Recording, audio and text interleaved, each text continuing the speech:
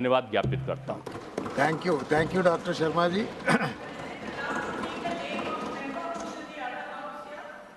या या डॉक्टर अनिल सुखदेवराव बोंडे। धन्यवाद पीठासीन सभापती महोदय। अमृतातेही पैजा जिंके। ओके बोंडे साहब, अमृतातेही please, बैठे सर। शर्मा जी बैठे शर्मा जी प्लीज। अमृतातेही पैजा जिंके अशा मायबोली मराठी भाषेमध्ये मी बोलणार आहे। आणि श्री प्रभू चक्रधार स्वामी यांनी या मराठीचा पाया रचला। संत ज्ञानेश्वर, संत तुकाराम, संत नामदेवांनी, बहिणाबाईंनी ज्या भाषेला समृद्ध केलं, अनेक साहित्यकारांनी आभूषण चढवले, अशा मराठी भाषेला अभिजित भाषेचा दर्जा प्राप्त व्हावा ही सुद्धा भावना ठेवून मी बोलतोय। विरोधी पक्षनेते मल्लिकार्जुन खरगेजी चांगली मराठी बोलतात। पूर्व प्रधानमंत्री नरसिंहराव जे आमचे खासदार होते ते सुद्धा शुद्ध मराठी बोलायचे। आणि विकसित भारताचे उद्गाते प्रधानमंत्री नरेंद्रजी मोदी अनेक वेळा मराठीमध्ये उत्स्फूर्तपणे बोलतात, त्याचा आनंद घेतात। गेल्या काही दिवसाच्या अगोदर महाराष्ट्र सदनामध्ये प्रधानमंत्री नरेंद्रजी मोदी यांनी भाषण संपल्यानंतर म्हटलं की आता भूक लागली, चला जेवायला जाऊया। आणि सर्व मराठी खासदारांना या बोलण्याने न जेवताच तृप्त केलं। सभापती महोदय, मी 2024-2025च्या अर्थमंत्री निर्मलाजी सीतारामन यांनी मांडलेल्या शेतकऱ्याच्या, गरिबाच्या, महिलाच्या, युवकांच्या, सैनिकांच्या आणि मध्यमवर्गीयाच्या अर्थसंकल्पाचं स्वागत करतोय आणि अभिनंदन करतोय। त्यांनी प्रधानमंत्री नरेंद्रजी मोदी यांच्या 3ऱ्या कार्यकाळामधला मांडलेला हा पहिला अर्थसंकल्प आहे आणि तसा 7वा अर्थसंकल्प आहे। हा अर्थसंकल्प वाचला पाहिजे, नंतर बोलायला हरकत नाही, परंतु फॉल्स नॅरेटिव्ह पसरवणारे ज्याप्रमाणे चावडीवर काक कल्लोळ होतो त्याप्रमाणे बोलायला सुरुवात होतात आणि गावाला संभ्रमित करतात, गावाला दिशा देत नाही। आणि महाराष्ट्रामध्ये तर असे संभ्रम पसरवणारे अनेक आहेत, परंतु महाराष्ट्राचे उपमुख्यमंत्री देवेंद्र फडणवीस यांनी त्याची तातडीनं दखल घेतली आणि संभ्रम दूर करण्याचा प्रयत्न केला। आमची भगिनी डॉक्टर मेधा कुलकर्णी यांनी तर संपूर्णतः सांगितलं की महाराष्ट्रामध्ये काय दिलेलं आहे, परंतु 2 गोष्टी प्रामुख्याने मी सांगणार आहे की ज्या महाराष्ट्राच्या युवकांच्या, देशाच्या युवकाच्या रोजगारासाठी निर्माण झाल्या। सभापती महोदय, गडचिरोली असा जिल्हा आहे की ज्याचं पर कॅपिटा इन्कम महाराष्ट्रामध्ये सर्वात कमी आहे, नॅशनल ॲव्हरेजपेक्षा कमी आहे। हा आदिवासी जिल्हा आहे, हा ॲस्पिरेशनल जिल्हा आहे आणि 1984मध्ये तिथल्या माओवाद्यांनी गडचिरोलीच्या अधिवेशनात सांगितलं होतं कि भारत का संविधान और भारत का लोकतंत्र हमें मंजूर नहीं, भारत सरकार और महाराष्ट्र सरकार हमें मंजूर नहीं, हम सरकार स्थापित करेंगे। आणि तेव्हापासून नक्षलवाद वाढत गेला आणि नक्षलवादामध्ये अनेक गावकरी, अनेक सरपंच, अनेक पोलीस फोर्स शहीद झाली। परंतु त्या गडचिरोलीमध्ये, सुरजागडमध्ये आज ज्या स्टील प्लांटचं भूमिपूजन सुरजागडमध्ये उपमुख्यमंत्री देवेंद्र फडणवीस आणि उपमुख्यमंत्री अजित पवार यांच्या हस्ते झालं, त्या ज्या गडचिरोलीमध्ये माओवाद्यांचा, नक्षलवाद्यांचा हैदोस होता, त्या गडचिरोलीमधल्या आदिवासी बेरोजगारांना काम देण्याकरता या स्टील उत्पादनाचं परियोजना सुरू करण्यात येणार आहे आणि त्याचं बांधकाम सुरू झालं। 7,000 आदिवासी युवकांना रोजगार मिळणार आहे। आणि म्हणून हे म्हणू शकतो मी कि मोदी जी सोचते हैं तो सिर्फ विकसित भारत के लिए। सभापती महोदय, केंद्रीय मंत्रिमंडळाने महाराष्ट्रासाठी 72,220 कोटीचं वाढवण खोल बंदर याला हिरवा कंदील दाखवला। मंत्रिमंडळाने डहाणू जवळचं वाढवण बंदर आहे त्या बंदराच्या विकासाला मंजुरी दिली। हे बंदर JNPT आणि महाराष्ट्र मेरीटाईम बोर्डाच्या माध्यमातून बांधल्या जाणार आहे आणि 2029 पर्यंत पहिला टप्पा होईल, 2037 पर्यंत दुसरा टप्पा होईल आणि हे बंदर सिंगापूर आणि कोलंबो यानंतर महाराष्ट्रातलं सर्वात मोठं बंदर आहे। कारण आज जागतिक स्तरावर मोठे कंटेनर व्यापारासाठी वापरल्या जातात.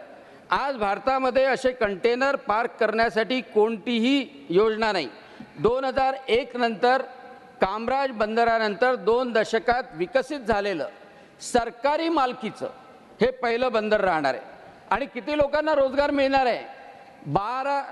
यामध्ये 12 लाख लोकांना रोजगार प्राप्त होणार आहे आणि त्यापैकी 90% रोजगार हा स्थानिकांसाठी राखून ठेवला आहे. पण दुर्दैव आहे की महाराष्ट्रामध्ये उबाठा ज्याचं नाव आहे असं सातत्यानं विरोध करतं. मेट्रो असो, मेट्रो 3 असो त्याला उबाठाचा विरोध, कोस्टल रोड असो त्याला उबाठाचा विरोध, जैतापूरचा अणुप्रकल्प असो त्याला उबाटाचा विरोध आणि या बंदरास जलयुक्त शिवार असो त्याला उबाटाचा विरोध आणि या बंदरासाठी सुद्धा उबाटाचा विरोध आहे. लोकांना भडकवल्या जात आहे आणि काही एजन्सीज मानवाधिकार आयोगाच्यासाठी किंवा मानवाधिकार आयोगाच्या निमित्तानं ज्याप्रमाणे नर्मदेवरच्या नर्मदा सागर प्रकल्पाला विरोध केला त्याप्रमाणे याच्यासाठी विरोधात सरसावत आहे. आणि म्हणून उबाटा असो किंवा बाकीचे कोणी असो त्यांना माझी विनंती आहे की ही मोदीजीची विकसित भारताची पहल आहे ज्यामध्ये 12 लाख युवकांना रोजगार मिळणार आहे. आणि माझी विनंती राहणार आहे की उबाटा कोणाचं नाव असेल तर त्यांनी उभं राहायला हरकत नाही, परंतु उबाठा असं आहे की त्या उबाठाने सर्व महाराष्ट्र बर्बाद करण्याचं ठरवलंय. जलयुक्त शिवार असो, पाण्याची योजना असो, धरणाची योजना असो, जैतापूरचा अणुप्रकल्प असो, या सगळ्या गोष्टीला विरोध करणारं हे उबाठा आहे. आणि म्हणून लोकांनी सावध होणं आवश्यक आहे. कारण 12 लाख रोजगार मिळवून देणारं हे बंदर आहे ज्याच्यामुळं पालघर सारख्या ॲस्पिरेशनल ठिकाणी अतिशय चांगल्या तऱ्हेनं रोजगार मिळणार आहे. अध्यक्ष महोदय, सभापती महोदय, उबाटा रेकॉर्डवरून काढल्या जात आहे. उबाटा हे अश्लील नाही, उबाटा असंसदीय नाही, उबाटा आणि त्यामुळं उबाटा हे कुठेच काढल्या जाऊ शकत नाही. आणि त्यामुळं अध्यक्ष महोदय, सभापती महोदय, महत्वाची गोष्ट अशी की आज अग्निवीरच्या संदर्भात मी बोलणार आहे. कारण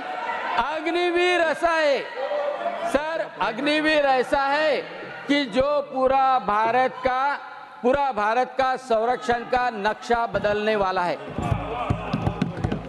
सभापति महोदय, आपको पता है कि संरक्षण की क्षमता बढ़ाना जरूरी है और संरक्षण की क्षमता बढ़ाने के लिए प्रधानमंत्री नरेंद्र जी मोदी इनके हर बजट में प्लीज ज्यादा एलोकेशन रखा जा रहा है.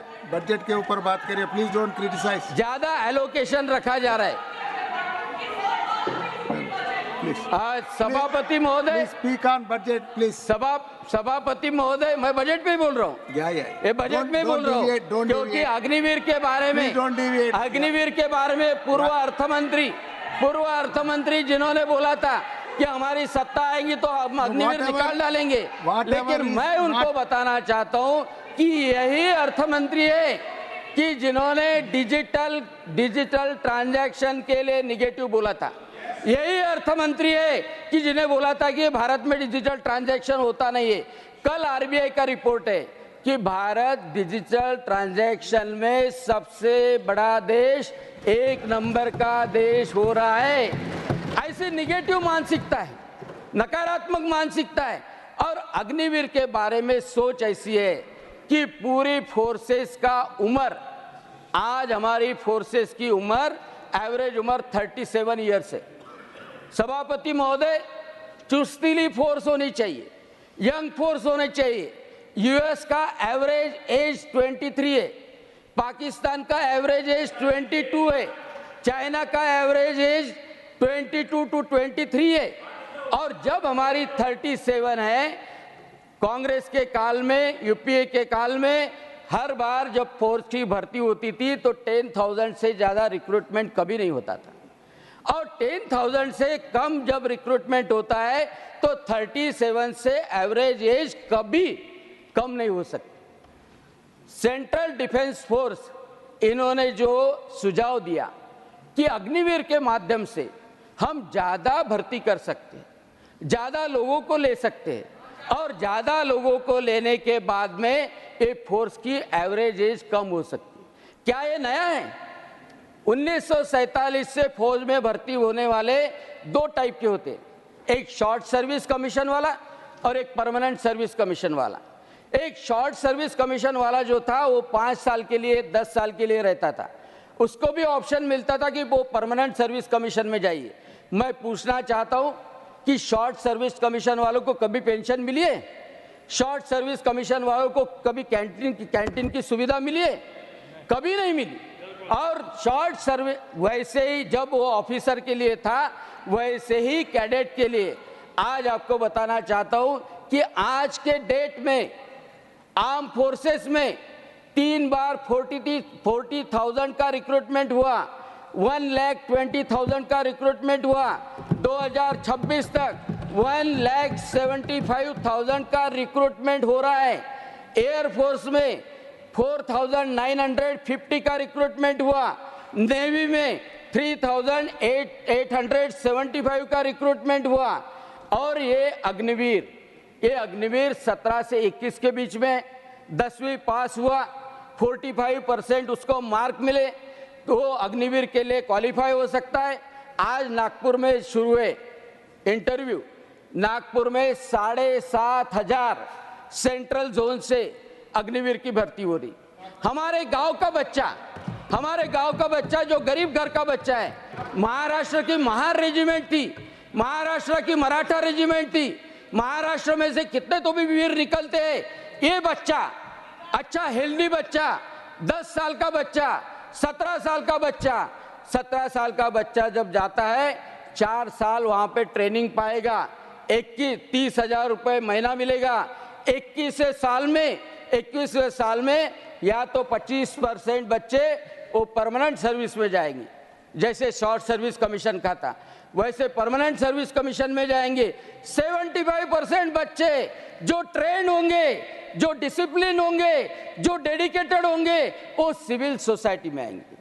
ये अपने यहाँ ही नहीं है, इजराइल में है, यूएस में है, ब्रिटेन में है।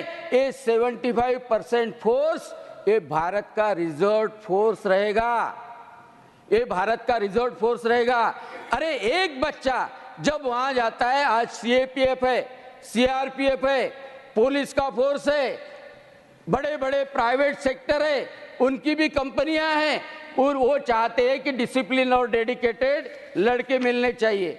और क्या झूठ बोलते हैं, असत्य बोलते हैं, झूठ असंसदीय है। असत्य बोलते हैं कि ऐसा असत्य बोलते हैं कि वो शहीद होने के बाद में कुछ मिला नहीं। लेकिन डिफेंस के प्रवक्ता ने बोला कि 1 करोड़ रुपए वो डिसीज फैमिली को मिले। 18 लोग, आज तक 1,20,000 भर्ती हुई है, 18 लोग जो शहीद हुए उनको भी उनका मुआवजा मिला है और उनके ऊपर सभी को गर्व है।